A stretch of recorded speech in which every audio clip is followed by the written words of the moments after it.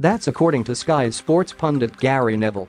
The Reds got back to winning ways by beating Bournemouth 3-0 at Anfield on Saturday, having drawn 1-1 with Leicester and West Ham over the previous 10 days. Back-to-back draws hardly constitutes a wobble, but squandering the chance to go 7 points clear and then seeing their lead decrease to just 3 points saw Liverpool's mental strength widely questioned. In response, Liverpool legend Robbie Fowler wrote in the Daily Mirror, "I have to confess, I've never known a title race generate so much hysteria so far from the end of the season. It is mad. All this talk of bottle and pressure and even frauds. Yes, frauds. Just insane." Liverpool have lost one game all season. And yet a couple of draws are now seen as evidence they don't have the stomach for a title fight. Manchester City have earned 3 wins in a week over Arsenal, Everton, and Chelsea, who they thrashed 6-0 to once again claim the tag of title favourites. The defending champions only lost to relegation-threatened Newcastle a fortnight ago, but have responded brilliantly with Sergio Aguero firing 2 hat-tricks in the 3 games since that.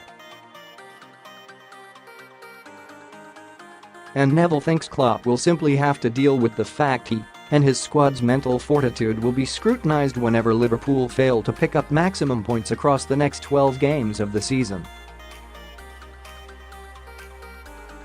If you look at the scale of Liverpool and the fact they haven't won the title in so long, there's an element of desperation to win the title, the former Manchester United defender told his self-titled podcast. The title is about performance, but the mental side of it and the psychological side is huge.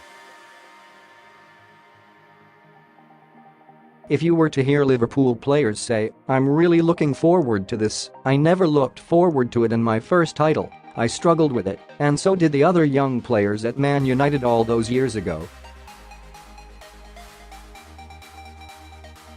We were dragged over the line by Cantona, Schmeichel, Keane, those types of characters who had the experience to understand what it was about." At the moment City, Guardiola, have know-how. What City have done this week does apply pressure, and it is psychological. It is too early to suggest Liverpool are bottling it, those things that have happened in the last week, but what I would say, Liverpool have to be prepared because it will be suggested that they're there feeling the pressure. If Guardiola and City drop a point, it'll be suggested there's complacency and they can't get themselves up for that back-to-back title. The nature of the questioning is not going to change for either manager or either set of players. They have to accept that. They have to expect the questioning to come, and when it does, don't react to it, don't lean forward, don't look a little bit jumpy. That's difficult in your first season.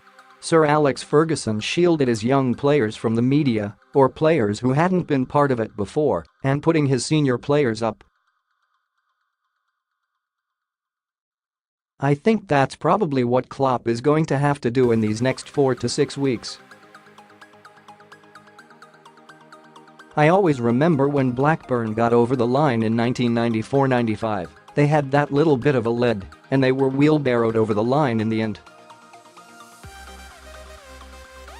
That's how it will have to be for Liverpool in some ways. Almost just hang in there, keep that 3 points in front, hope City become a bit complacent, or their fixture pile-up becomes a problem. Then they can capitalize. It's going to be a real struggle for Liverpool to win the league. It always was going to be. This is not something that's new. But this last week it became real. The race has started. We're on the home run. Man City sit top of the table courtesy of their superior goal difference and play in the Carabao Cup final against Chelsea on the weekend, in which Premier League action returns in 2 weeks' time.